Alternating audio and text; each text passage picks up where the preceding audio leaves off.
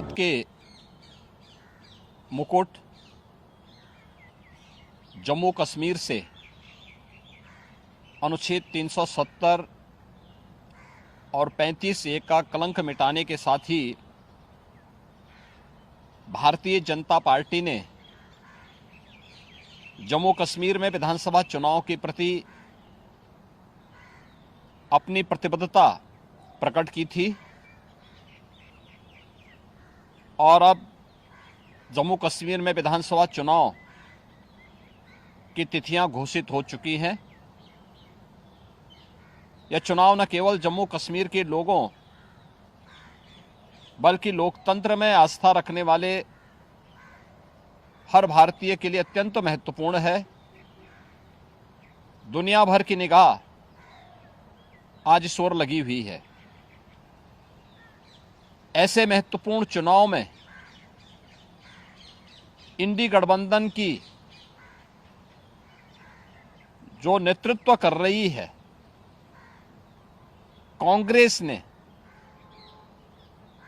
Abdullah and sons family private limited की national conference के साथ गठबंधन करके फिर से अपने राष्ट्र विरोधी मंसूबों को देश के सामने रख दिया है। हाल ही में नेशनल कॉन्फ्रेंस ने अपना मैनिफेस्टो जारी किया है। इसमें अनेक ऐसे बिंदु हैं जो भारत की एकता, भारत की अखंडता और राष्ट्रीय सुरक्षा के प्रति पूरे देश को आशंकित करती है। कांग्रेस और नेशनल कॉन्फ्रेंस का यह गठबंधन राष्ट्रीय सुरक्षा को लेकर के अनेक बड़े सवाल खड़ा करता है और भारतीय संविधान के प्रति सच्ची श्रद्धा और निष्ठा रखने वाले हर व्यक्ति को चिंतित भी करती है। मैं कांग्रेस के नेता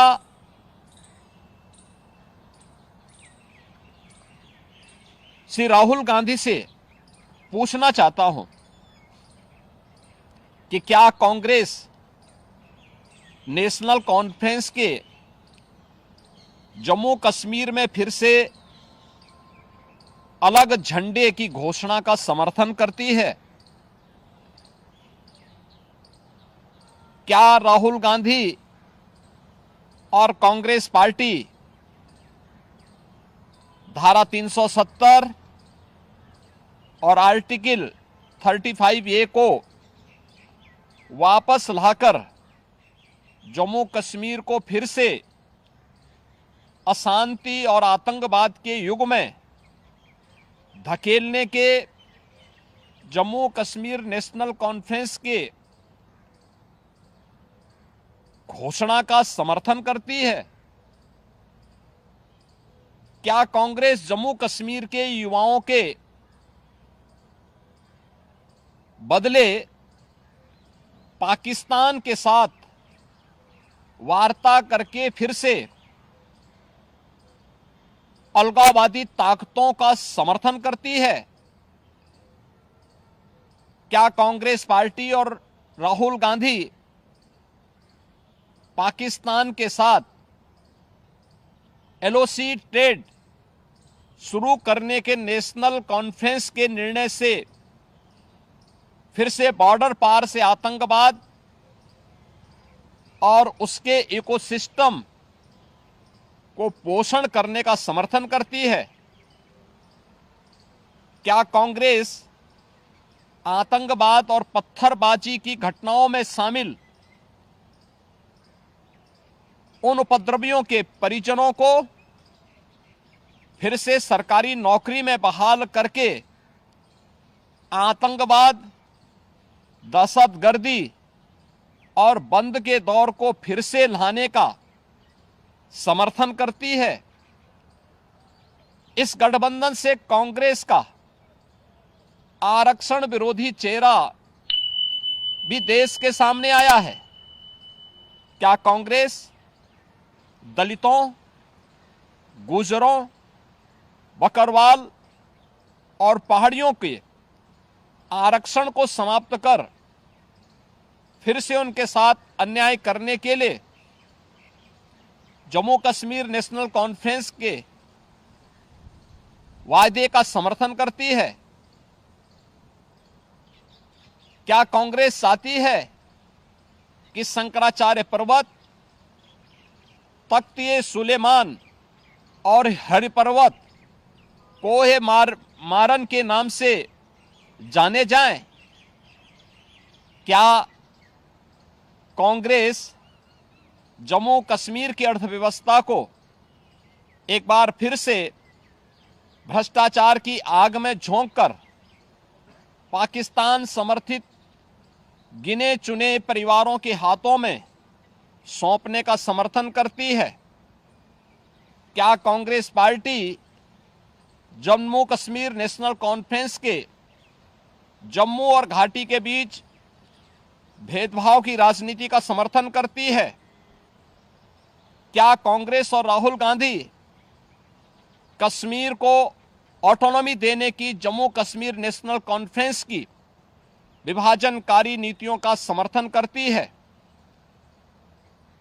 आजादी के बाद जम्मू कश्मीर के लोगों के ये कथित स्वयंभू भाग्य विधाता बन बैठे नेताओं को गुमराह कर नौजवानों को अलगाववादी साजिश का मोहरा जिन लोगों ने बनाया था, उनके अलगाववादी साजिश का मोहरा जिन लोगों ने बनाया था, उनके हाथों में पत्थर और AK-47 इन लोगों ने पकड़ाई थी। आज आदरणीय प्रधानमंत्री जी के नेतृत्व में जब जम्मू कश्मीर के नौजवानों के हाथों में फिर से टैबलेट और उन्हें स्किल डेवलपमेंट के साथ जोड़ करके उन्हें रोजगार उपलब्ध कराया जा रहा है, नौजवानों को गुमराह करने वालों के लिए अब जम्मू कश्मीर में कोई जगह नहीं है। ये सब जानते हुए जो सपना सरदेव अटल जी ने देखा था जम्मू कश्मीर के लिए, इंसानियत, जमहूरियत और कश्मीरियत का, उन मूल्यों और उन सिद्धांतों के आज निकले प्रधानमंत्री मोदी जी ने उन सपनों को साकार करके दिखाया है। जम्मू कश्मीर को जागीर समझने वाले पाकिस्तान परस्त ठेकेदार और वहां की कथित लीडरशिप ने कभी सोचा नहीं कि नफरत की फसल काटने वाली उनकी सियासी जमीन सदा के लिए अब बंजर हो चुकी है। कोई ऐसी सरकार भी आएगी जो अनुच्छेद 370 को समाप्त करेगी, यह इन लोगों को आज हजम नहीं हो रहा है। अनुच्छेद 370 की समाप्ति के बाद जम्मू कश्मीर की आबोहवा बदल चुकी है, मुद्दे बदल चुके हैं। आतंकवाद और अलगाववाद का मुद्दा चुनाव की धारा में सदा के लिए विलीन हो चुका है। अब वहां विकास, रोजगार और पहचान की बात हो रही है, तो स्वाभाविक रूप से वोट के इन सौदागरों को कैसे अच्छा लग सकता है।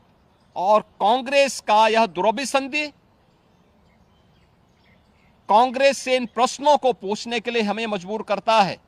और इसीलिए मैं कांग्रेस के नेता से, राहुल गांधी से पूछना चाहूंगा कि वह देश के सामने इन प्रश्नों का जवाब दें।